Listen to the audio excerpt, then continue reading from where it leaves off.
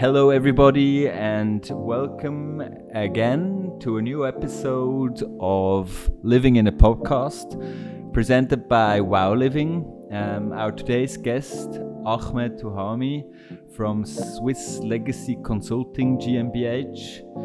Ahmed from Bern, Switzerland is our professional when it comes to opening a new project and is our main partner for new furniture concepts in our apartments. Wow. Living Podcast. We have furnished over 200 apartments together within the last 10 years. Through our work over many years, Ahmed has also become a good friend. We will today talk about who Ahmed is as a person, why furniture, and what is important about it for our guests. Welcome to our podcast and nice to have you here, Ahmed. Thank you, Dominic. So tell me, who is Ahmed Touhami? First, thanks for having me. Thanks for the invitation. I would like to thank you as well for the 10 years friendship. Mm-hmm. It's really fun working with you. I still remember when we met first time in 2013. So that we are still doing business together and it's cool. And I hope we can still do this for the coming 30, 40 years. Same. We are still in business. I'm Lebanese. I went to Australia. I studied in Australia. Mm-hmm. I've done hotel management and then later on business management. And then through the studies, traveled the world with the family, with stations in Germany and Switzerland. And I live now in Switzerland for the last 10 years.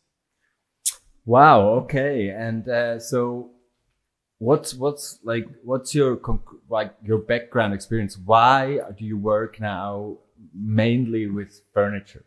Good question. Actually, I never had anything to do with furniture before. I after university, I worked on a ship for 4.5 years, and then after that was working in the procurement and the shipping industry. Then doing some project management, and then an opportunity came to move back to Australia in 2011, mm-hmm. Where a friend started a concept like interior furnishing concept where you can go to one store and you can mm-hmm. buy everything.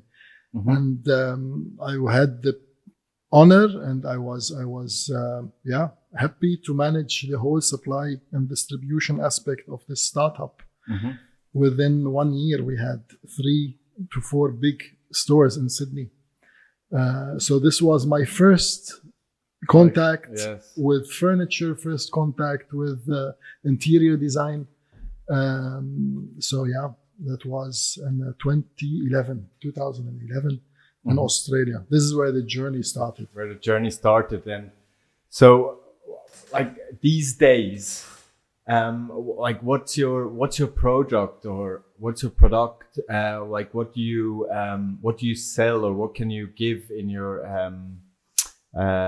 with your whole concept? Like you told about that I can actually come to you and you can give me a whole package of furniture, and what else? Like what comes with it, or what do you exactly do these days? So what if you see from the name of our company, it's Swiss Legacy Consulting. Yes. And we see ourselves as really a consultant. We work in the interest of the client. We are not specialized in selling furniture. We are specialized in consulting our clients what's best mm-hmm. for their needs. Mm-hmm.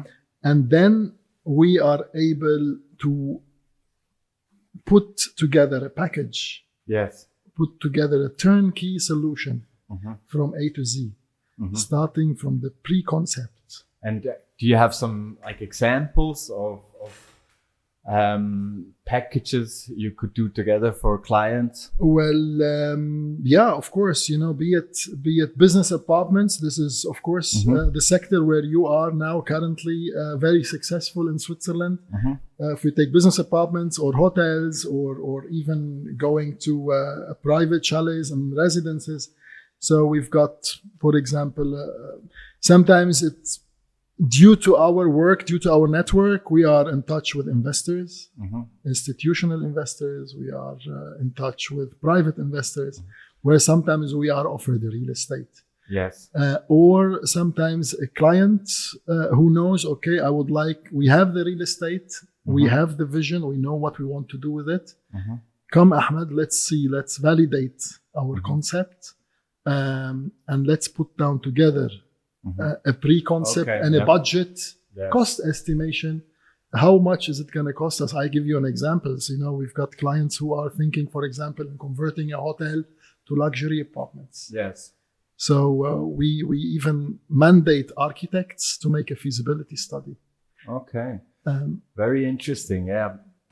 So, as you mentioned before, the main sector we actually work in together is doing bigger projects like opening houses and furnishing them together with your connections, with your effort, with your planning skills. When you furnish an apartment now for a service department provider like we are, what do you think is the most important thing for our guests when it comes to the furniture? What's the most important thing as an investor or as a consultant you are? What would you tell the investors? What is important for the guests? Well, there are many stakeholders. Yes. So we don't see the project out of one perspective. It is our duty as a consultant, again, to advise our clients and to various perspectives, which means the budget is one thing. What the investor has in mind is one thing. But then we have as well the guests. They have to feel comfortable. They have to feel home. And then we have, again, the maintenance and the operations. It has to work, which means we can come with a product that looks amazing. But then housekeeping has a problem every single day. Or we're coming up with a product where it's going to cost the client daily basis through maintenance, through cleaning, etc.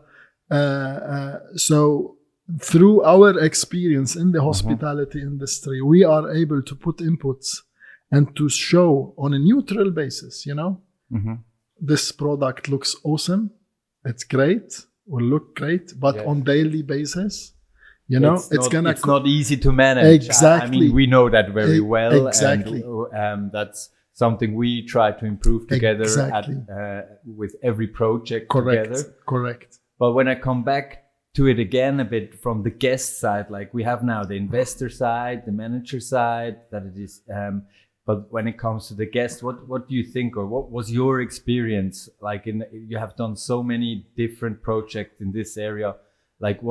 What's important for the guest? Is it only the design, or are there more important furniture things, or is it the kitchen, or what do you personally, or what did you see in your projects before? Things which have not worked out so well, maybe for a guest, or I'm just thinking about several years ago. Once we had a sofa in an apartment without the side arm.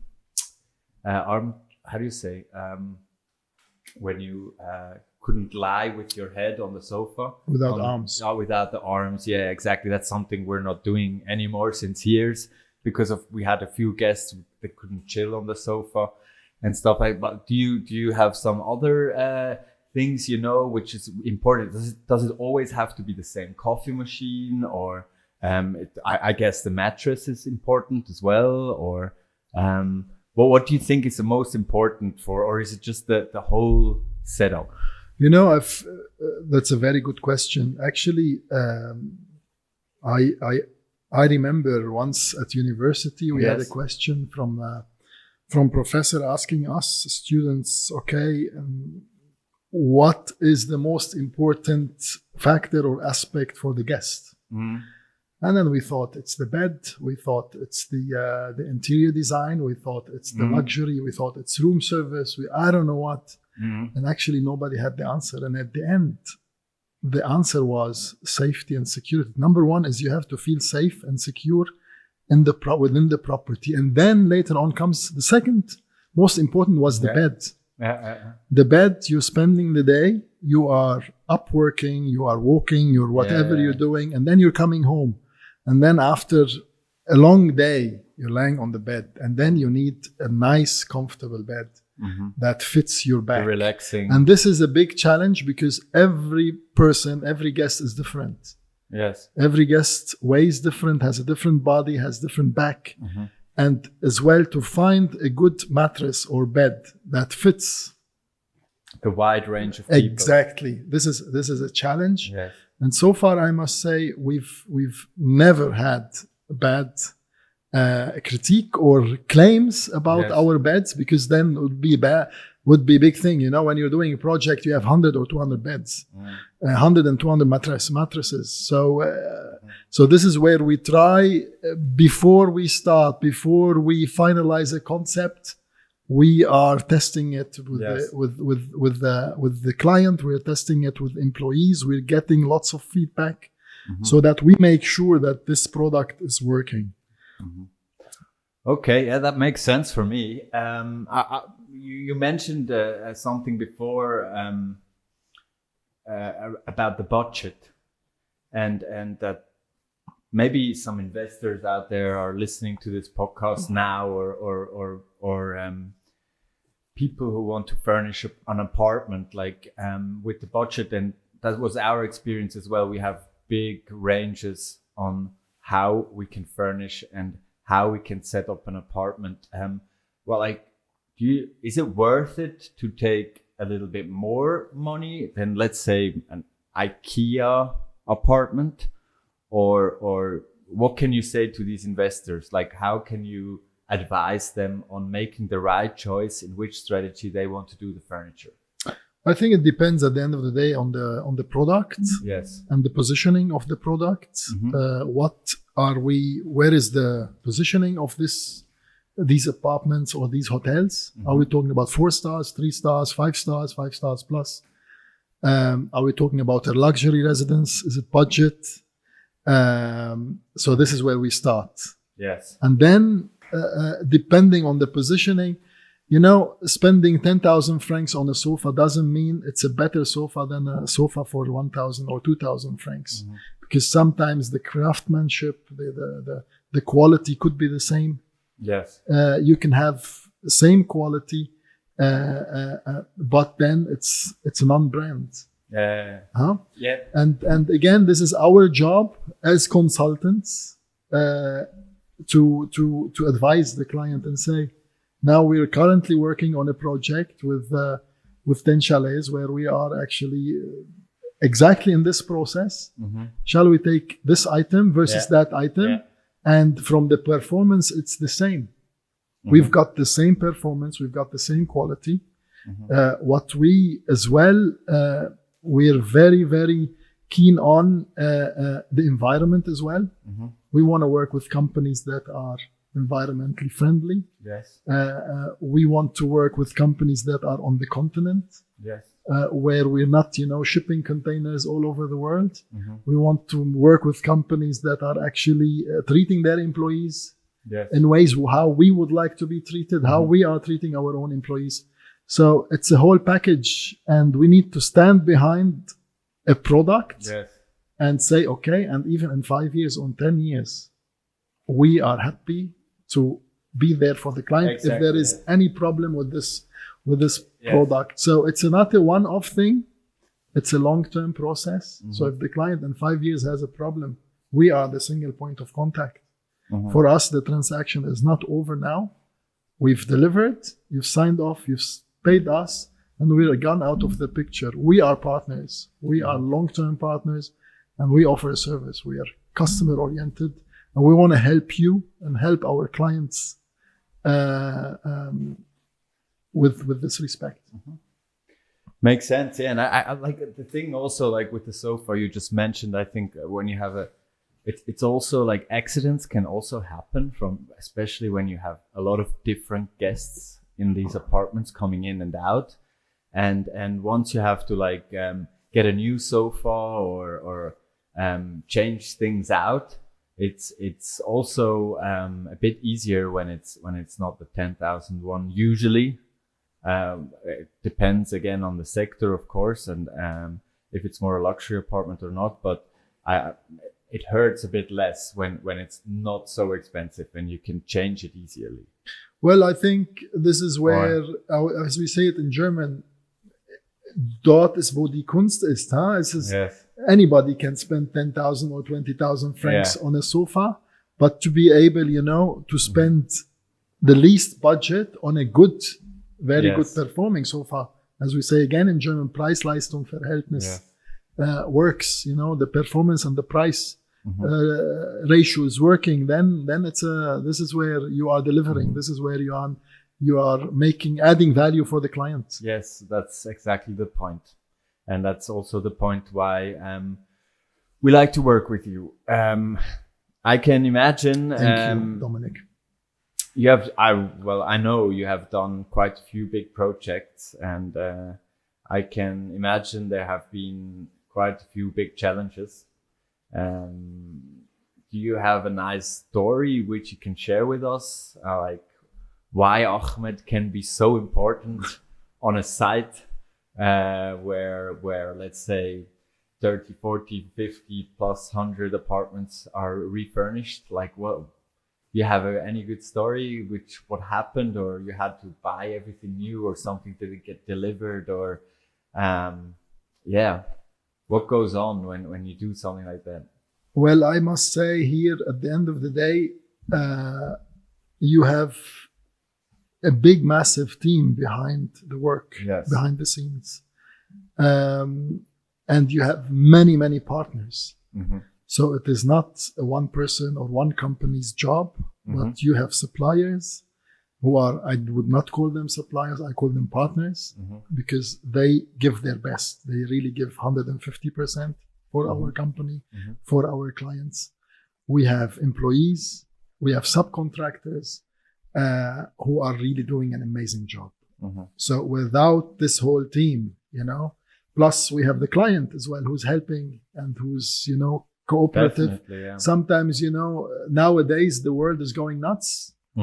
Supply chain and delivery times and raw materials and pricing, where as well the client is understanding as well. And this is, of course, this is great that the client as well is seeing what's going on the market and saying, okay, you guys, it's not your fault. We know what's going on.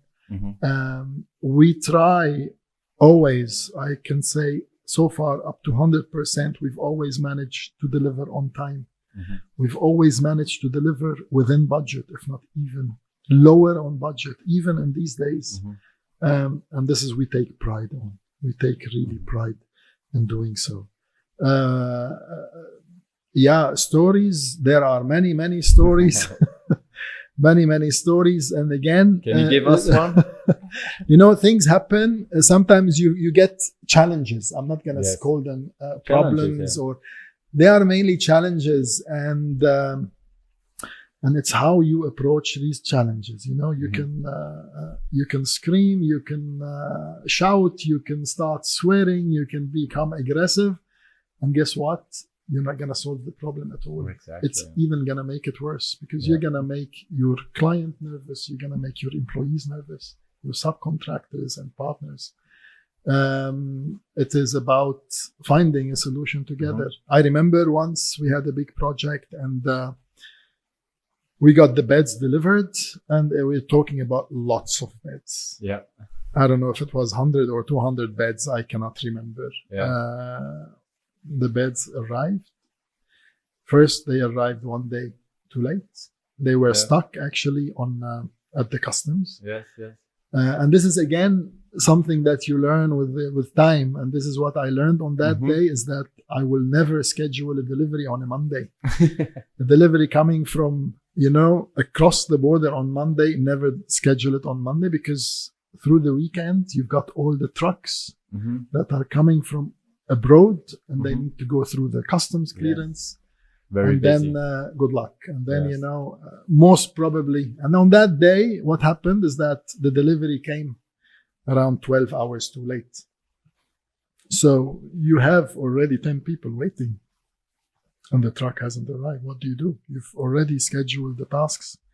So you have to be creative, and you have to find new work for the employees, because they've taken, you have to respect their time. They've come to work and you're supposed to find them jobs. So this is one thing. And then the next day, when we started unloading the trucks and distributing into all the rooms, and then we figured out that there was a connection missing between the bed itself and the back headboard. Headboard. Oh, no. And then, so this is actually a critical failure, actually. So